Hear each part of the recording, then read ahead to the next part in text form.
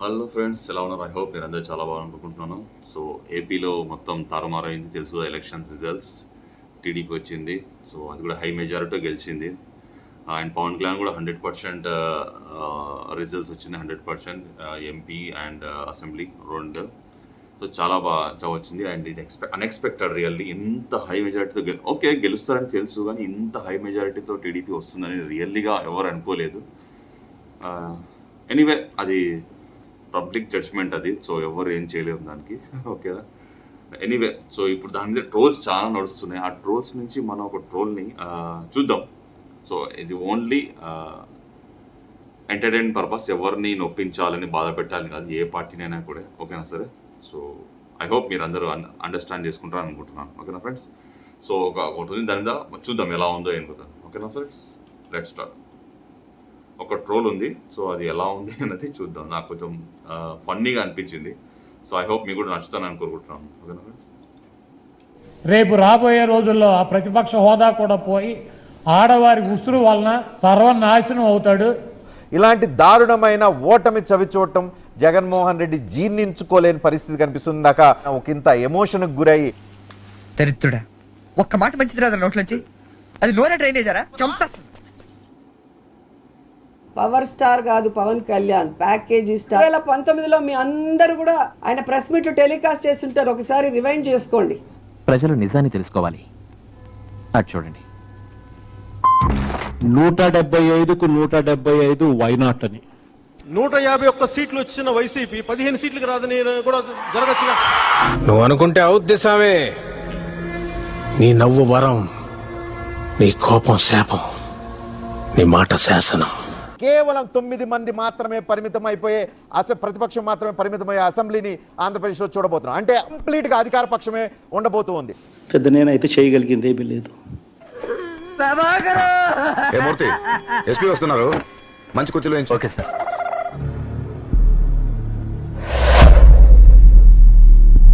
వాళ్ళు నా వెంట్రిక కూడా పీకలేరు అని చెప్పి పవన్ కళ్యాణ్ గారికి చెప్తున్నాను, జగన్మోహన్ రెడ్డి గారిని కాదు కదా, ఆయన ఎడమ కాలి చిటికెన వేల మీద ఉన్న వెంట్రుకని కూడా ఎవరు పీకలేరు. జగన్ గుర్తు పెట్టుకో, అర్ధపాతాళానికి తొక్కకపోతే నా పేరు పవన్ కళ్యాణే కాదు. One long angry line later. నోరేసుకుని పడిపోయే మంత్రి ఆర్కే రోజాను నగరి ప్రజలు నోరు మూయించారు. వైఎస్ జగన్మోహన్ రెడ్డి తన రాజకీయ చరిత్రలో ఇంత ఘోర పరాభవం, ఘోర అవమానం అనుకోవచ్చు ఒక రకంగా చెప్పాలంటే. వాళ్ళు నా వెంట్రిక కూడా పీకలేరు.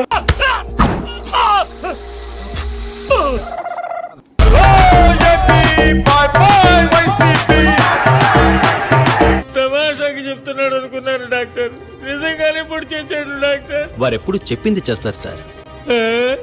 మీ ఛానల్లో జనసేన పార్టీ పేరు చెప్పడానికి ఇష్టపడ్డాను. మీరు చెప్పేలా చేస్తానమ్మా, ఒకరోజు చెప్పక తప్పదు, మీరు చెప్తారు. Few moments later. 100కు 100% సక్సెస్ రేట్. 21 అసెంబ్లీ స్థానాల్లోనూ విజయం సాధించారు, 2 పార్లమెంటు స్థానాల్లోనూ విజయం సాధించారు. ఇది దేశ చరిత్రలోనే కనపడదు సార్. ఇది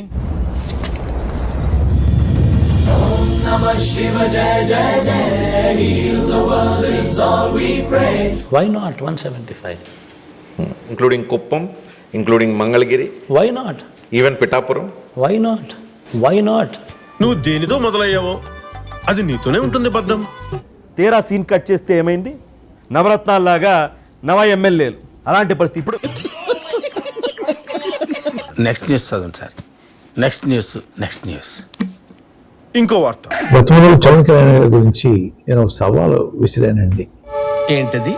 పిఠాపురంలో ఓడించి పంపకపోతే నా పేరు మార్చుకుంటాను పద్మనాభరెడ్డిగా అని చెప్పడం జరిగిందండి. నా పేరు మార్చుకుంటాను పద్మనాభరెడ్డిగా అని చెప్పడం జరిగిందండి.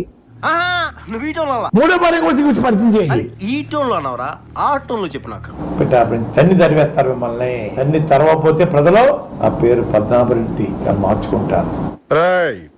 ఈశ్వరుడు నోరిచ్చాడు కదా అని చెప్పి ఇష్టం వచ్చినట్టు వాగేయడమే.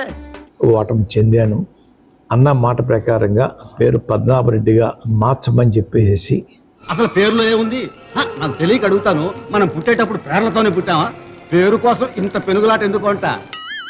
గెజిట్ పబ్లికేషన్ కోసం పేపర్స్ అన్ని రెడీ చేసుకున్నానండి. పేరు మార్పు కోసం దరఖాస్తు చేస్తానండి. ఇన్నాళ్ళ గౌరవం గుర్తొచ్చిందా సార్? ఇదే సార్ మార్పు అంటే. మీరు మారిపోయారు సార్, మీరు మారిపోయారండి. ఒక సంసారం కాదు నీకు, రాజకీయాల్లో సంసారాలు, వ్యక్తిగత జీవితంలో సంసారాలు, పెద్ద సంసార గడివి నువ్వు. మేము సన్నాసులం. పోలవరం గురించి మాట్లాడితే పోలవరం గురించి నాకు తెలియదు అంటాడు. తెలీదండి, తెలీదు అంటే విన్నాను. అంబటి రాంబాబు గారు ఏదన్నా మాట్లాడితే నాకు నా మీద పెద్ద ఎత్తున రంకెలేస్తా ఉంటాడు ఆయన. ఏదన్నా చిన్నది పెట్టారంటే చలో 100 మంది వేసుకొచ్చేస్తారు ఒక్కొక్కరు పెట్టి. కొమ్ములు ఇరిచేస్తాం పిచ్చి పిచ్చి ఆశాలు వేస్తే. అంబటి రాంబాబు గారిని ఫోన్ లైన్లోకి తీసుకుందామని చెప్పేసి ఫోన్ చేశాను. సో అంబటి రాంబాబు గారు ఫోన్ కట్ చేశారు.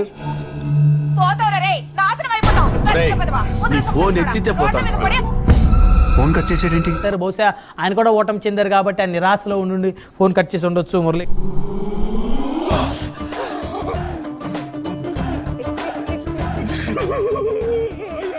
బూతు నేతలకు ఓటర్లు దిమ్మ తిరిగే షాక్ ఇచ్చారు. నోటికి ఏదొస్తే అది మాట్లాడే నాయకులకు కర్రు కాల్చి వాత పెట్టారు.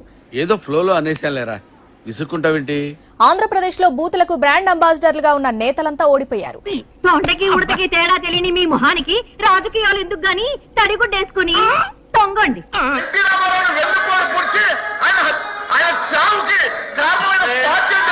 ఎవడన్నా పెళ్ళనాటం పెట్టుకుని రాజకీయాలు చేస్తాడండి, సన్నాసులు సర్వనాశనం అయిపోతాడు. రే సన్నాసి నరసన్నాసి నాకు కొడాక నాలుగు చీలేస్తా మళ్ళీ.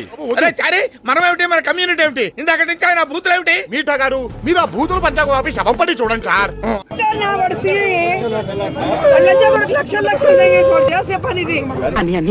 ఆ లాస్ట్ ముత్తైదువా చివరి ఏం చెప్పింది? అదేదో బూతు కొత్త కూసిందిరా.